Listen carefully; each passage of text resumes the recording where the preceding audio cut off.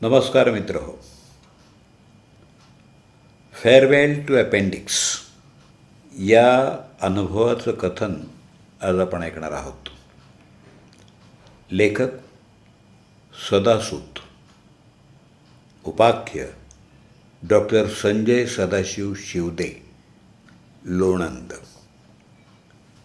अभिवाचन Datta Sardeshmukh. Farewell to appendix.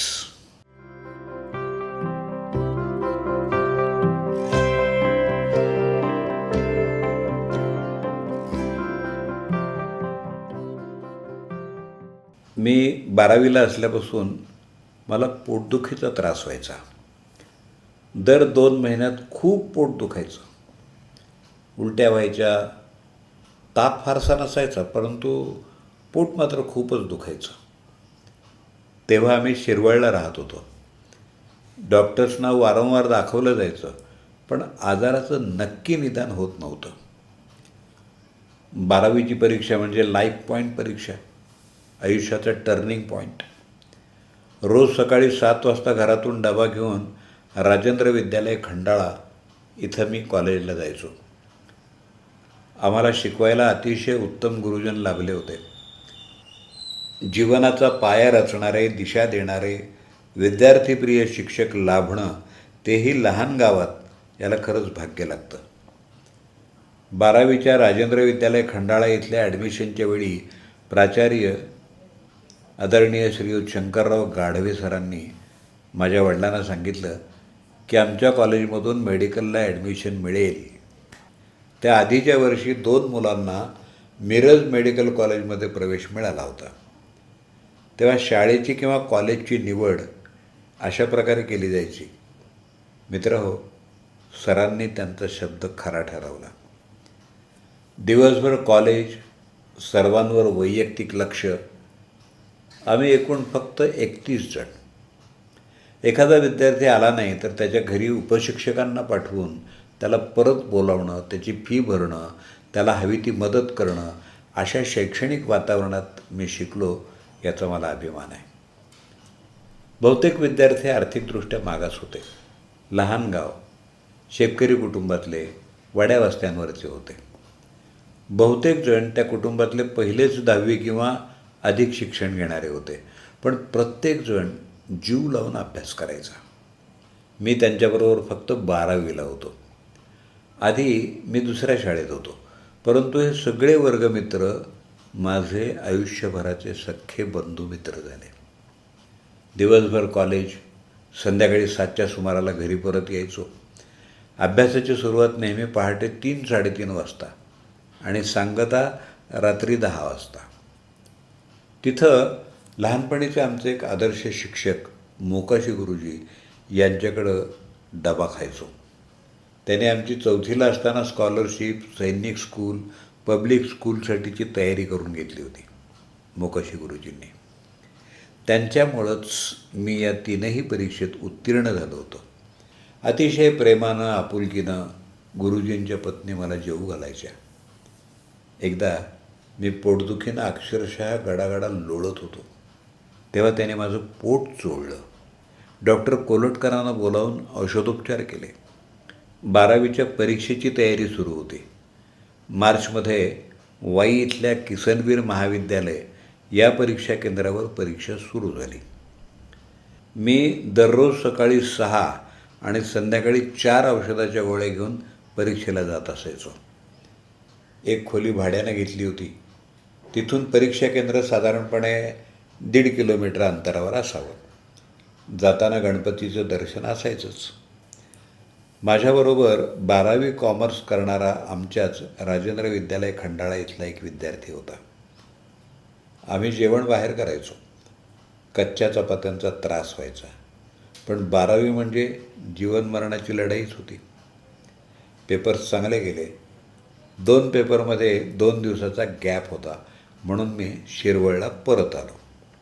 दुसऱ्या दिवशी सकाळच्या पेपरला आयडेंटिटी कार्ड न्यायला मी विसरलो. नक्कीच टेन्शन आलं होतं. मी प्रामाणिकपणे कबूल केलं, खरं बोललो. त्यावेळी असलेल्या ब्लॉक सुपरवायझरनी कसलीच अडवणूक केली नाही आणि माझ्यावर विश्वास ठेवला, नाहीतर कदाचित माझं वर्ष वाया गेलं असतं.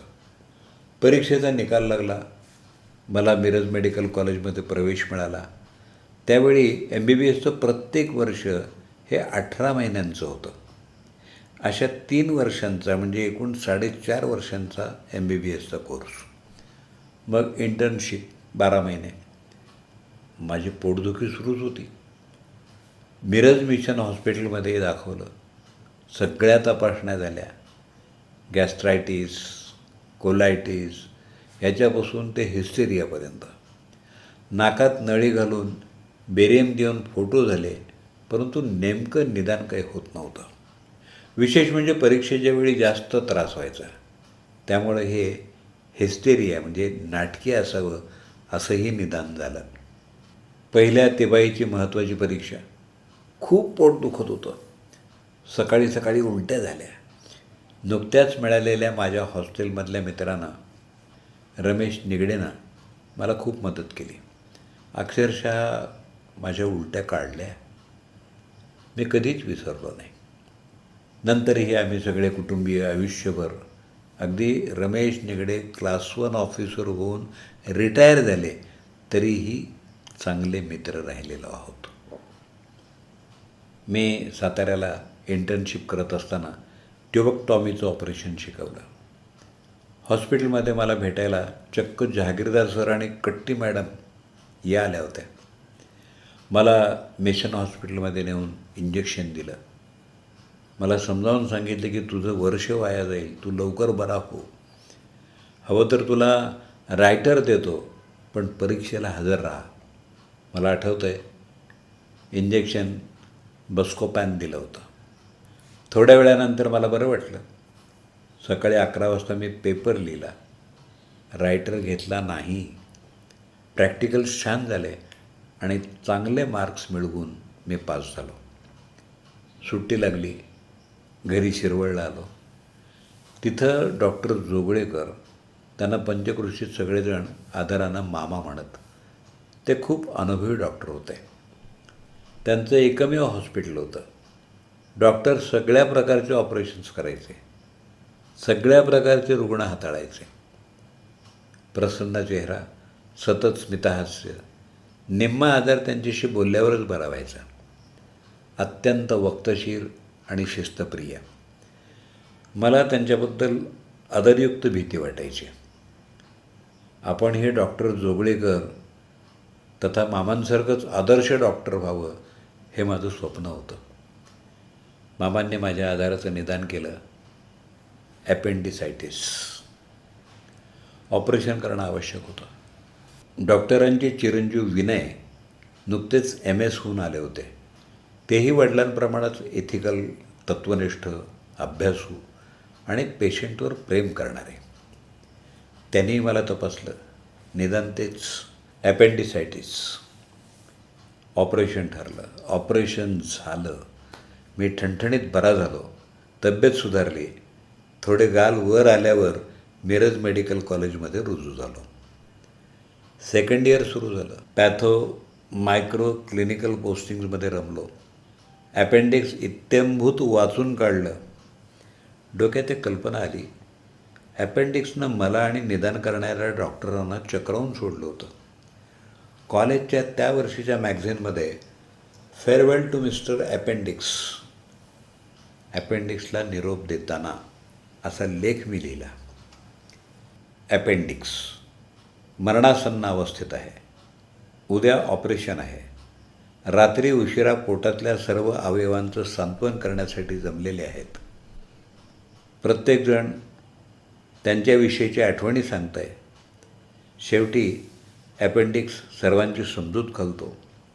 मी इथं आत तुमच्यासोबत राहिलो तर तुम्हाला माझ्यामुळं बाधा होईल, त्रास होईल.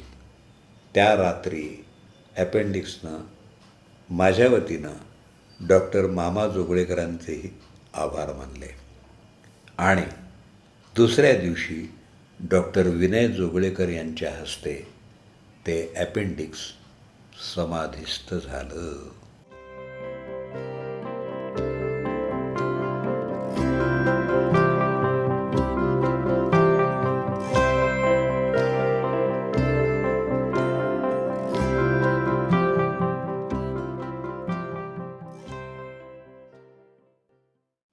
फेअरवेल टू अपेंडिक्स या अनुभवाचं अभिवाचन आत्ताच आपण ऐकलं. लेखक सदासूत. उपाख्य डॉक्टर संजय सदाशिव शिवदे, लोणंद. लेखन दिनांक 14 एप्रिल 2026. त्यांचा मोबाईल नंबर 9890361022. अभिवाचन दत्ता सरदेशमुख. 8329730186.